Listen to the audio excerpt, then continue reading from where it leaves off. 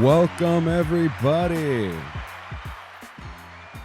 Welcome back to that very special inside look at my life between screens. My name is Anthony Urquidez, and I am a designer, a creative, a father, and a husband from Southern California.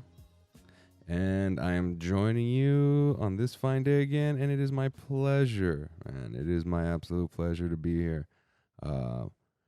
This is quickly becoming my favorite, absolute favorite time of the week. I absolutely look forward to all these moments where I get to actually, give some time in my day and chit chat and get some stuff off my chest and get some ideas off my chest and get some, I don't know, man, creative juices flowing, for the lack of a better term. I think coming off a hot therapy session earlier today, feels great to be back in, getting my mind worked out. Just as it's important to go to the gym and get your body worked out, going and seeing a therapist is nothing wrong. If you are out there and feeling like there's an issue with it, if you need to go or you feel like the need to go, you might get some benefit out of it, and you're not. I understand. Just know there are options, and feeling good, feeling great, happy to be here. Really excited for today's topic that we got going on, which is about small victories and the big changes that happen because of those. I think I'm with everybody. And everybody might be with me with saying that sometimes, man, getting that momentum is just hard. All right. If to take it back to an old Mitch Hedberg joke, he goes, people want to talk about how hard it is to stop smoking. People don't know how hard it is to start flossing. That it's the small little things, man. Small changes and these little changes that we have that we kind of, for some reason, we forget. It's tough to get going, to get momentum. For some of us, it's easier to floss. For others, it's not. For some people, it's easier to run a Fortune 500 company, and for some other people, it's easier to run a family of 5. So it's different birds of a feather, I guess. But I aim to talk to the creatives out there, my people, my crowd, those fellow ones of us who, that we know that it doesn't feel as easy as gaining momentum doesn't feel as easy as those old classic cartoons that we used to see. Oh shit, I used to see, when I was younger, of like standing at the top of a mountaintop, and the cartoon character throws the snowball, and all of a sudden you start seeing it go and go and go and go, and before you know it, it's this huge rolling monstrosity that ends up at the bottom of the mountain range, and it looks like this huge accomplishment. And when, for some reason, on our creative personal journey, it doesn't feel like a fast downhill momentum gathering movement.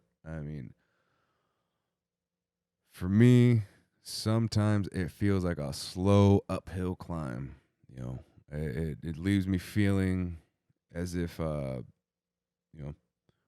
as if I'm on that proverbial creative island, the creative island, and I'm just isolated and yelling and assigning blame to a volleyball because I don't have any clients and I'm not progressing and I'm not growing as much as I want to. And why doesn't anybody notice my genius and this?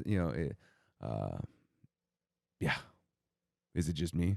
Is that just me? Is just am I alone on that one? Oh, that's rough. That's rough. Oh man, it's a battle to do anything worthwhile, right? Create it requires a little bit of effort. Requires a whole lot of effort most of the time. Um, and not saying that that is a burden. If it's a burden, if you don't get joy out of it, then don't do it, man. Uh, it's like I've mentioned before. It would be easier to come home and just kick my feet up and uh, not try and pursue any creative output. If it'd be really easy to live a sedentary life. I fight the battle every day. You know, some days you start with that meter at 100 and you're ready to go. You're ready to get whatever challenge is just chomping at your doorstep. You're ready. Okay, whatever. I'm ready to accomplish anything, man. And then other times you're just battling. You don't even feel as if you have a meter. It's tough sometimes. If I've found personally that the most tough times that I have are when I tend to lose sight of the goals that I have. As simple as that sounds. But I mean, as we know, common sense isn't so common, right? That's why people change lanes without using their turn signal. They assume that you're going to see them. They assume, well, of course. They're so, why? But, anyways, hey, I don't want to get into that. I've seen just way too much of that lately, and I don't want to get into that. But, it's some days there's just that resistance to the process and to growth. And me personally, I'm a really, really, really big believer in you get the message finds you, and you receive the message wherever you find it, I guess. And on a recent episode of Jim and Sam on Sirius XM, someone commented on how Sam Roberts, and if you don't know the history of Sam Roberts, he's one of the hosts of the show. I'd been listening to that show ever since he was an intern, and I enjoyed the dude and enjoyed what he had to say because he was a wrestling fan, automatically right there, like, okay, you have my attention for a little bit. And so, he rose from being an intern at the show to being on the staff, to then having his own show, and then to then hosting the show that he previously interned for. And people had commented on, Sam, it seems that you have, the right mindset or the right head on your shoulders, or you got the right idea. What's your process, or what is it? What do you do? And like, how do you achieve these things? Like, how do you he was a wrestling fan, and then all of a sudden now he's featured on WWE TV as a commentator and as an analyst, and or an analyst, forgive me. And his advice is just keep showing up and doing the work, man. Like, regardless of if anybody acknowledges, or if anybody gives you the praise or adulation, you keep doing the work. You stay focused on the goal. It doesn't matter what anybody else says. Of course, you got to make sure you got if you got mouths to feed, if you got anybody else, you got to make sure if you're in your starving artist phase, cool, good on you, man. I'm at the point, I have a family to take care of, so I got to make sure they're taken care of first. But I think there's something important to be said about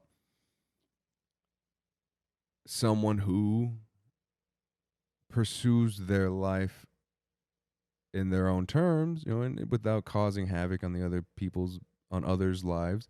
And I think, we tend to see those types of people in life, and we notice the confidence that they carry about them. Or if you ask somebody, what they do, or just the general questions, and you get somebody who is confident within themselves,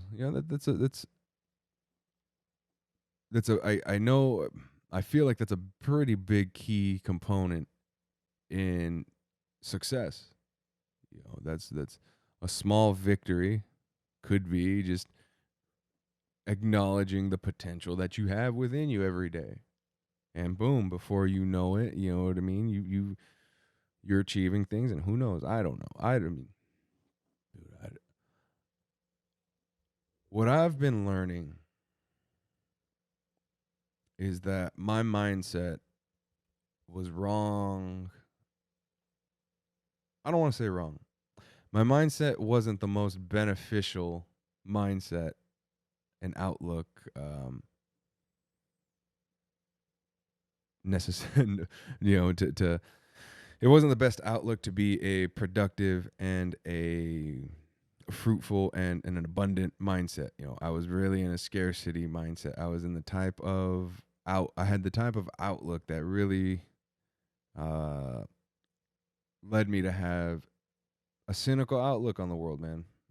And you really do become, you know, what is it? What's that one quote that says, whether you think you are or you're not, you're right, or whether you think you can or cannot, you're right.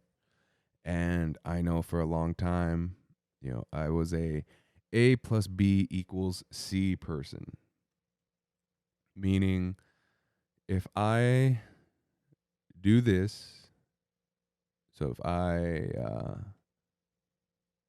I hold the door open, then if A plus B will equal C.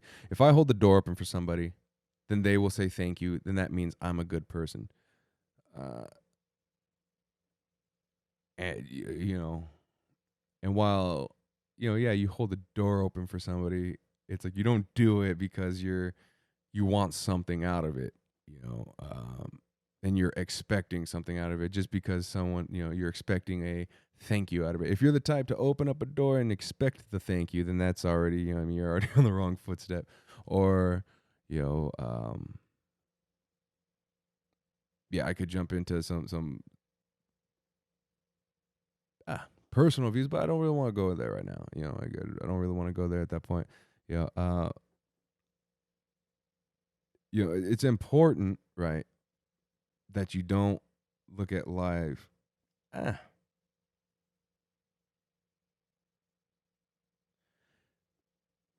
it's important to acknowledge, everything around, and you just have to show up and do the hard work and remember, most importantly, why you're doing the hard work in the first place. Um, for some people, what's I'm losing my train of thought here. Yeah, I'm stuck. Not stuck, but I'm kind of harping on that point I had before of, you know, um, it's in the sense of, like, say if you think, you this was my mentality, and this is me being honest and real. This was my mentality, and it was kind of like, okay, well, now you have the job, right? So you have the title of graphic artist, now you have the title of father, now you have the title of husband, right? All these things that I say at the top of the show. Um, at a certain point, right, you expect that, okay, now that I have all these, now the happiness or the accomplishments or the changes, will come. And to be honest, it's not like that. You know, this life, isn't really linear in that sense, where it doesn't really make sense.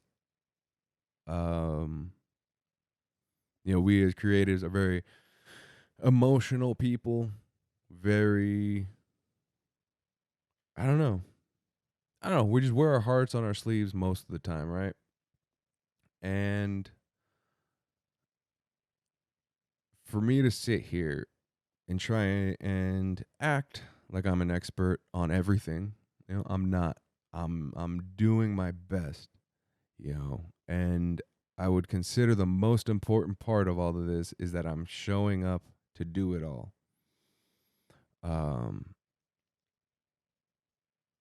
it would be very easy. It'd be very easy to sit back and be like, okay, well now I have all this. Now where's everything? Where's the happiness? Where is all this? You know, all the prizes and all the goodies and all the everything that I was promised in life. That all the cliches and optimistic outlooks and everything. And while I'm not trying to be cynical anymore. I mean, working very hard to not be cynical, to look at things in a bit more of a constructive outlook. I mean, to see, okay, well, what can I do? What value can I provide? What can I add to this conversation? Because I've spent way too long trying to criticize the conversation and criticize everybody around me so much that I wasn't really realizing that while I was doing that, I had lost sight of my goals. And I realized that, the goals that I had in the first place of getting the titles, if you will, it didn't mean much.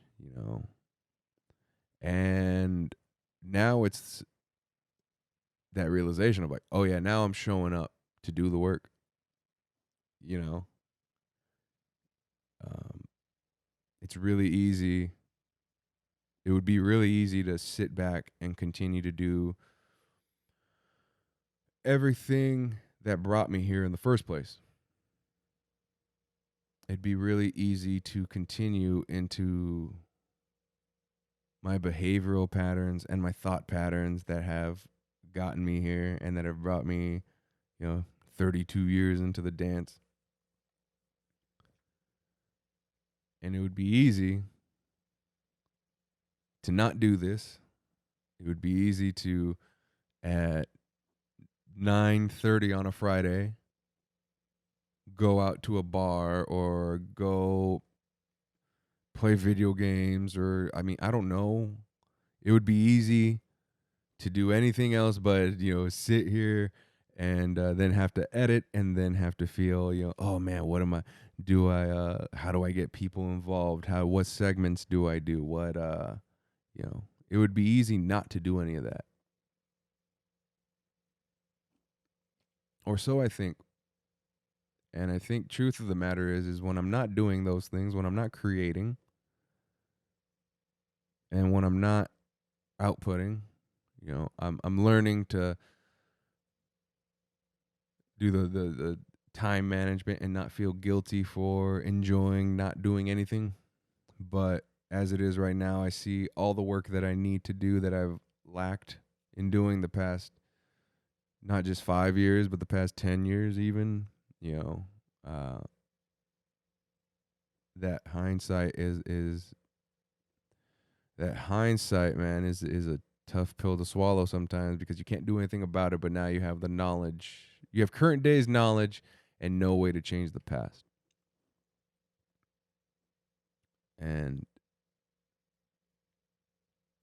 if I can't change the past, and the future is always never going to be here, right? Because it's always going to be today. Then I got to worry about today, and I got to worry about not worry. I have to live right now, be in that moment, the proverbial moment, man. And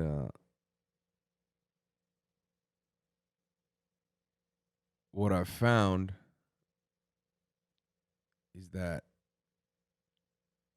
what I thought was happiness, and that metric for happiness, you know, um,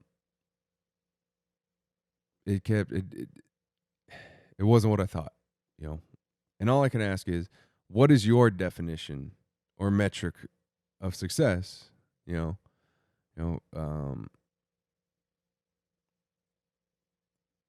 for some people it's money, and for some other people it's happiness. You know, and I think for me, I tried to align my happiness with money, and what I'm realizing now is like, no, man, I just the fact of doing things that make me happy and allow me to create, like that's real. That really is success right there. You know, making sure that the needs are met, making sure that we're not living beyond our means, and that our needs aren't being influenced by others and keeping up with the Joneses and everything.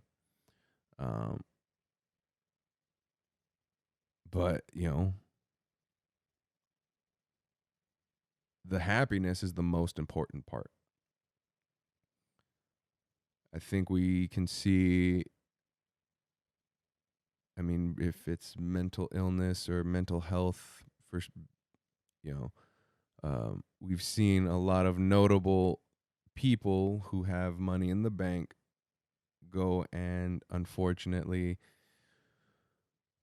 you know, decide that their time is up in this world and they go and they take their life in their own hands. And we often sit back and we ask ourselves, I ask myself, I found myself asking myself, like, well, it seems like they've had everything. Like they have everything that they could need in the world. And because of this, you know, your brain starts going like possible conspiracy theories and all this other stuff because you're just searching for any logical reason because you see the money and and everything that they have, the accomplishments, you know, all the glittery gold accomplishments. And when you peel that away, you know, I don't know, you know, I don't know if their definition, or I don't know. There was something that they just that there wasn't. There's a hole. There's a feeling. There's like I mean I don't know, you know, and I'm not criticizing anybody. Not doing anything like that. All I'm saying is, for me, I thought that having all the money in the world and pursuing that money would be, you know, the number one thing to do and the thing that would bring me happiness. And you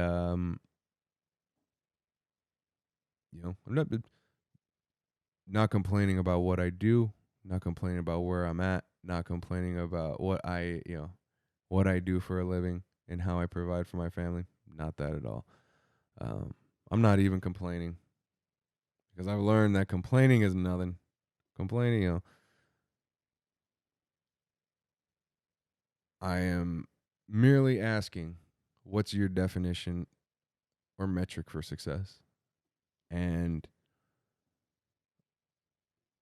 how can you, what can you do to place a goal around it? Meaning, you know, opportunities come and go. And if you're not calibrated and mindful of your goal, of what your goals are, you know, it's really, really, really easy to get pulled off course. And granted, you know, nothing is guaranteed in life, and it is, you know, life on life's terms, and we never know how things are going to play out. You know, we never know how, uh, we never know what's waiting around each corner in life, right?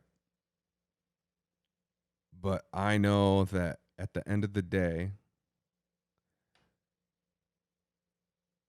I will regret. I have a current goal. Goal one is to be able to branch out on my own full time and provide for my family while being creatively independent and being able to do this, whether it be the podcast, podcasting will be part of it no matter what. But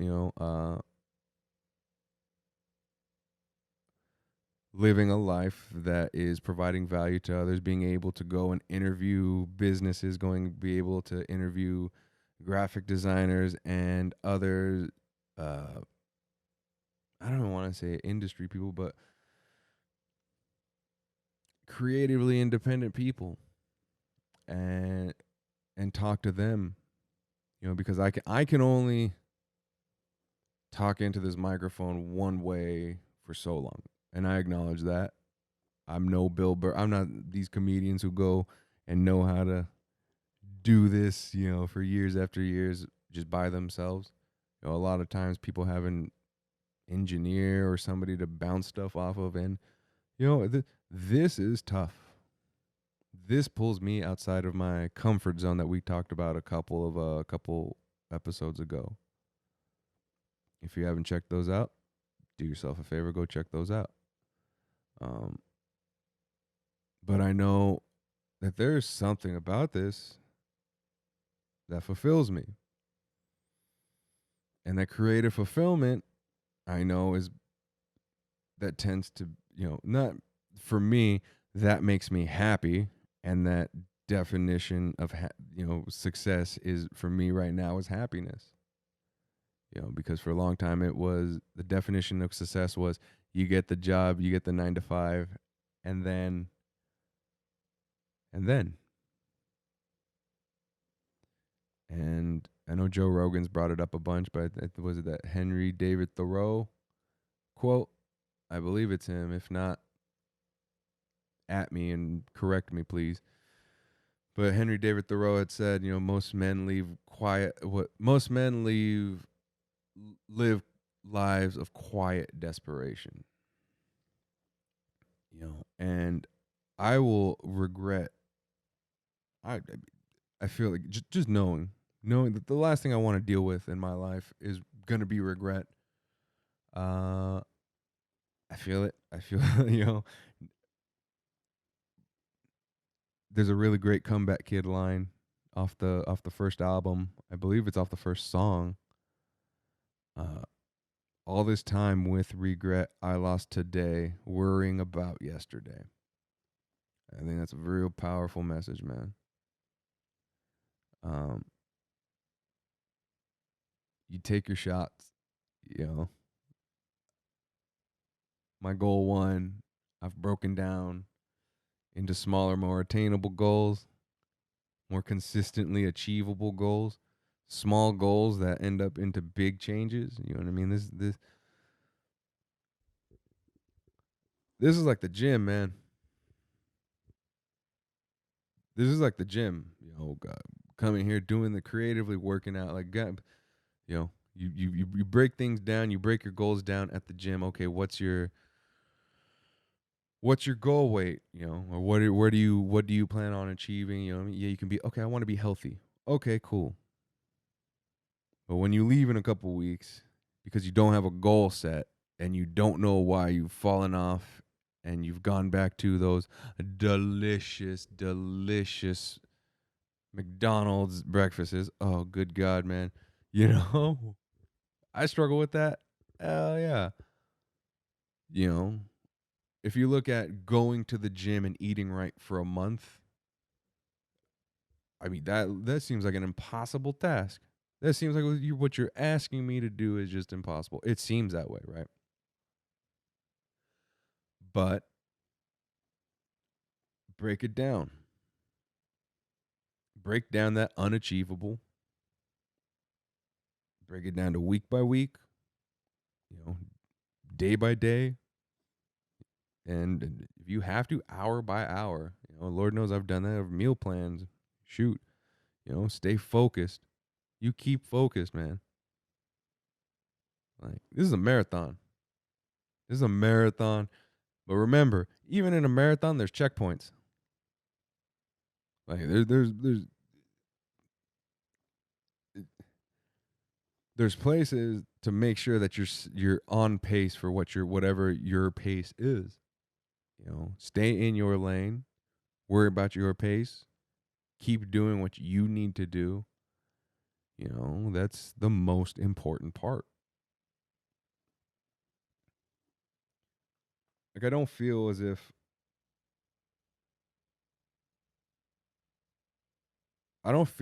it's too hard, right? Like, the hard part is trying to make sure you don't try and do everything at once, trying to achieve everything. If you want to take it in workout terms, you know what I mean? If it's like, oh, I do 2 sit-ups and I don't have crunches, you know what I mean? I posted 2 things on Instagram. Why don't I have clients knocking down my door? Why aren't people messaging me letting me know how awesome I am? Why? These things. You go, why me? And, you know, and then when it happens, then it becomes, oh my gosh, this is my one chance, and you blow it, man. You blow the opportunity because you get too eager, and then you beat yourself up because you go, oh my God, I can't believe I lost that opportunity. Oh my God, I knew it. I'm dumb. I'm worthless. I'm this. I'm that. And she didn't even realize in the first place that the job wasn't yours. The opportunity wasn't yours. The client wasn't yours. It was never yours to begin with. You can't lose what you didn't have. There was no agreement reached. There was nothing signed. There was no understanding and proposal signed and nothing like that. No. You know? So you don't live in the results. You focus on the marathon. You make goals. You make big goals. Big goals, huh? Whoop, see you later. You make big goals, but you break them down into smaller, you scaffold them, and it's like, man, yeah, it would be really, really hard to get up on the second story if there wasn't a flight of stairs, and think of it that way. Think of, whatever you have to do to take that next step, next step, next step. Embrace the resistance, take that next step. Where I got it over here. The book that we had talked about, The War of Art by Stephen Pressman. I look forward to, you know what I mean, like getting this all dog-eared and everything, and just learning,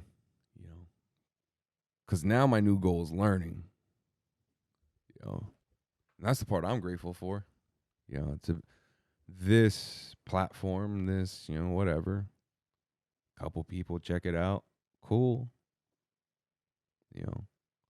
Matt, I look forward to seeing your video game review. Like, I mean, for real, man. I look forward to that. Because I got a message just letting me know, hey, as long as you change one person, as long as one person does, gets influenced or affected or what, then that's all you need. And I said it the first episode, and you know what I mean, how quickly we forget. And then,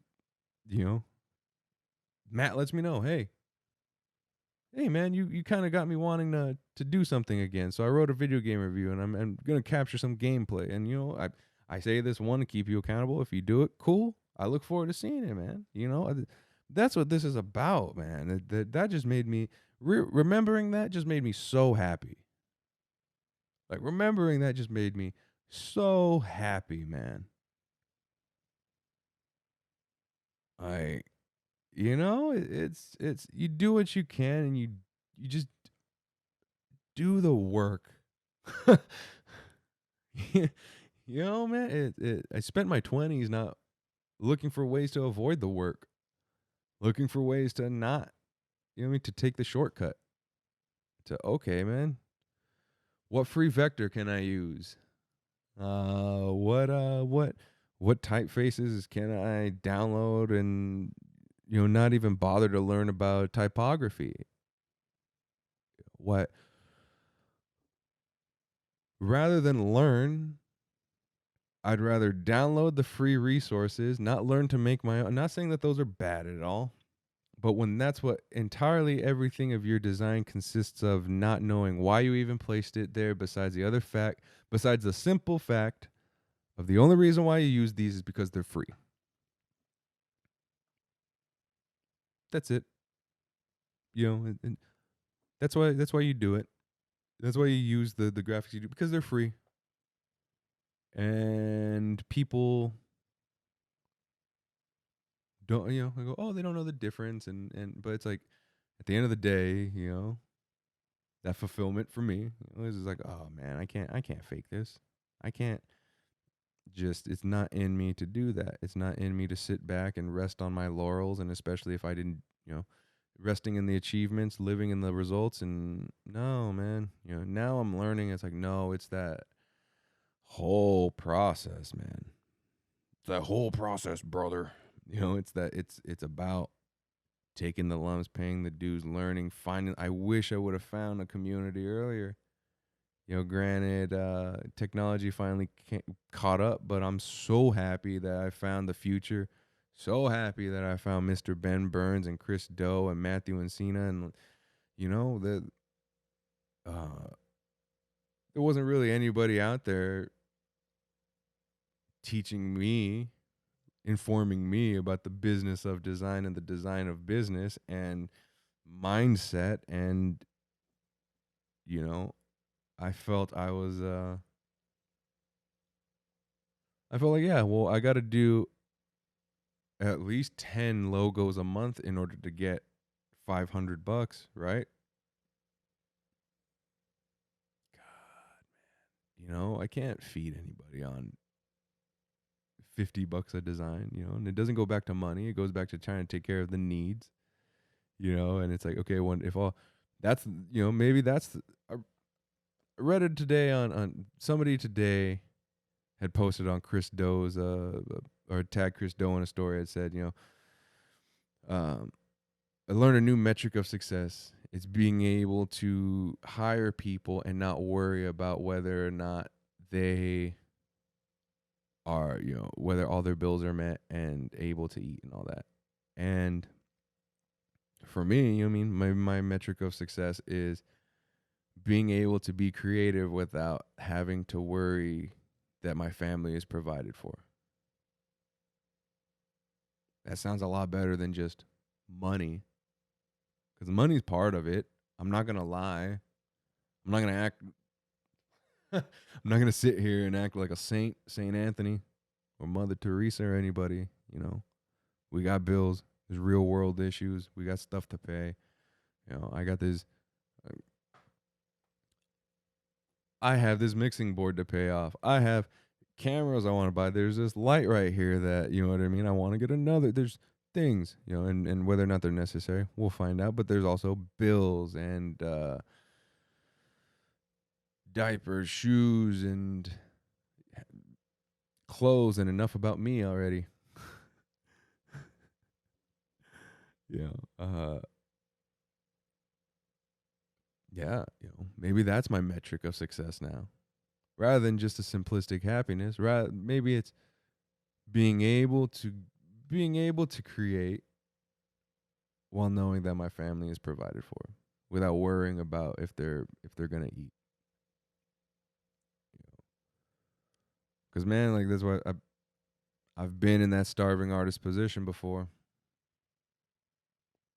living in houses that living in a house that doesn't have heat, having a getting off a graveyard shift and going like, man, it's gonna just be too cold to sleep at home right now, so I better go to the 24. I mean, this, you know what, man? Looking back on it, it's like it's a blessing that I was even able to do it, and I'm grateful that I was able to do it. I mean, there's little lessons along the way that really teach you humility, but you know, sleeping in my car when when when uh when my roommate had, me and my roommate had at the time had moved out. He was going to be getting married, and uh I was trying to find a place in another city and just wasn't doing it. And slept in my car for a couple nights, and then ended up just being like, can't do this. I can't. There is. I mean, I can't. More power to you if you're doing it, but I can't do it.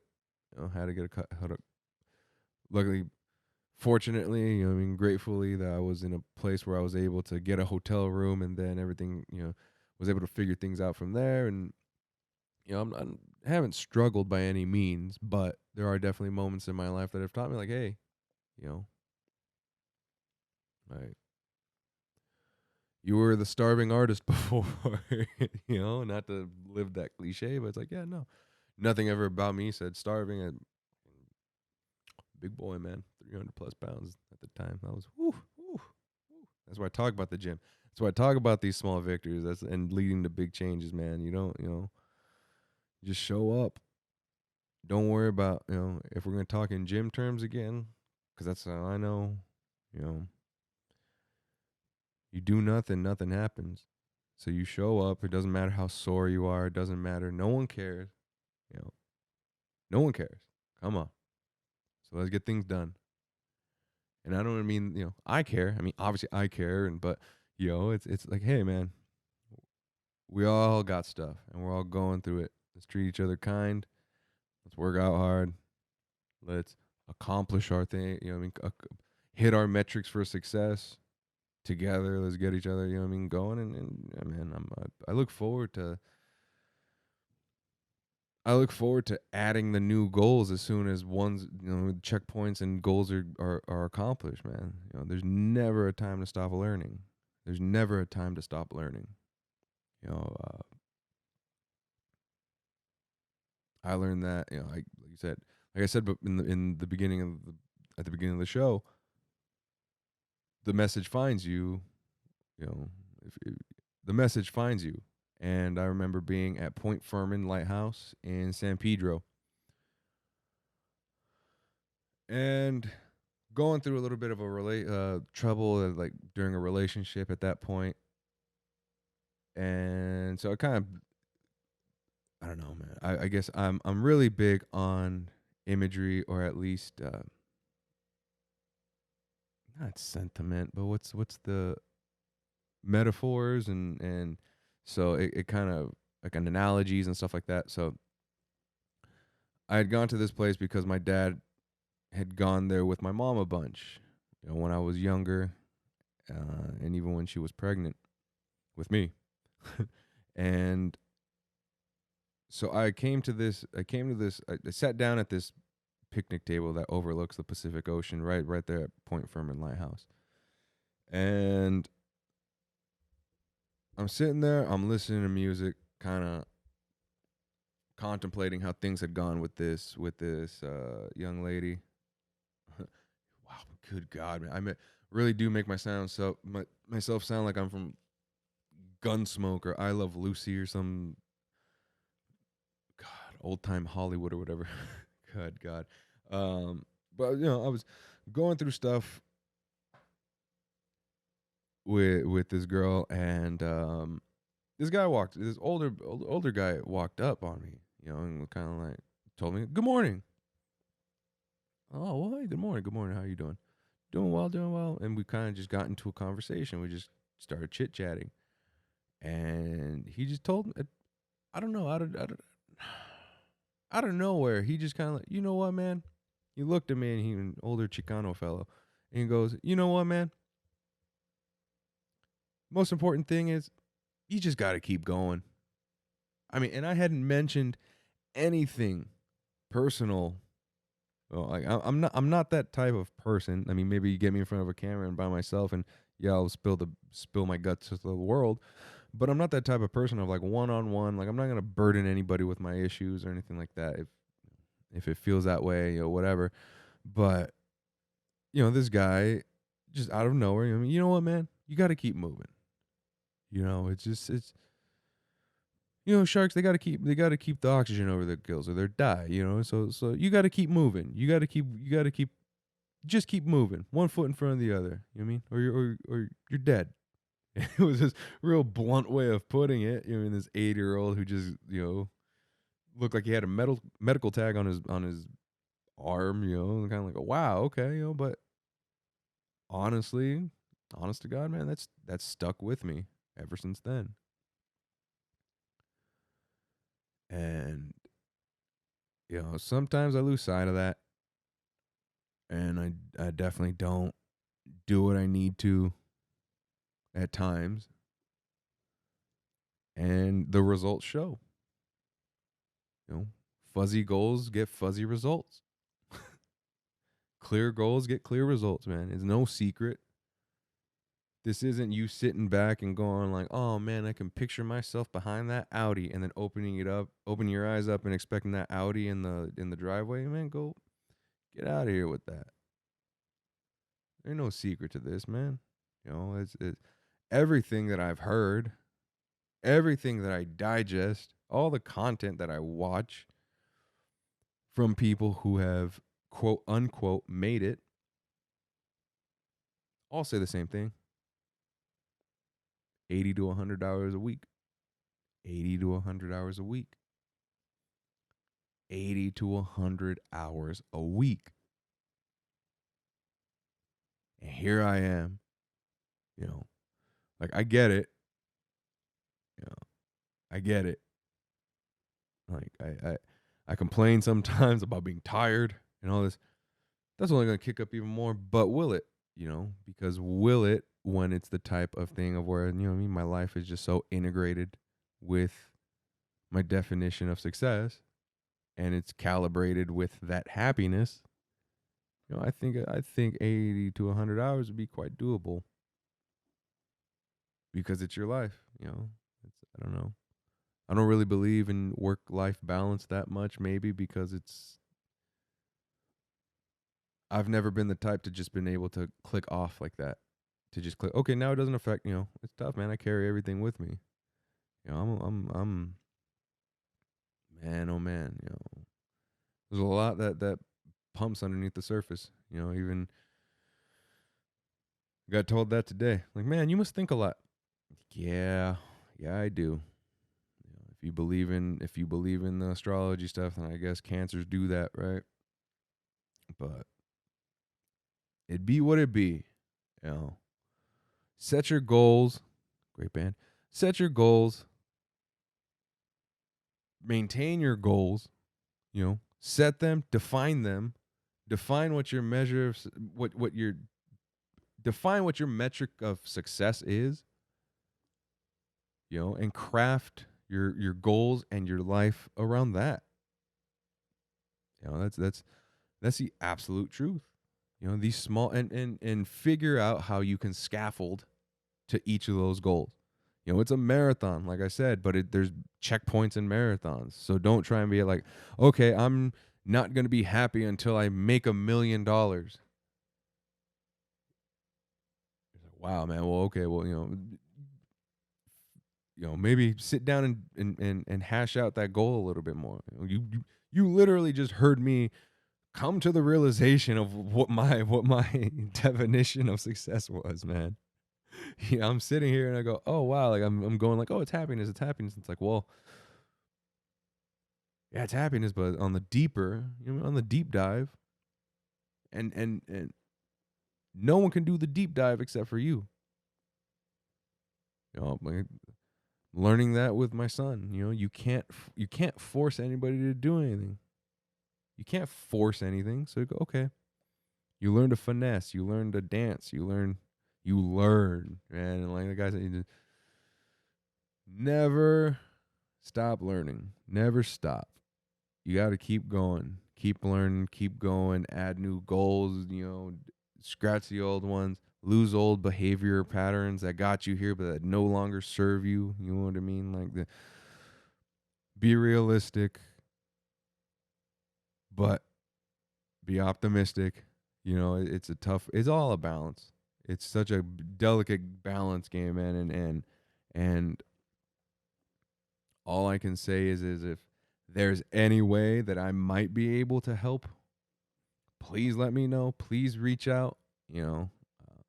I'm going to give you the same deal that I do every week. Like, comment, subscribe, and hit that notification bell to make sure that you stay tuned to the latest inside looks at my life between screens.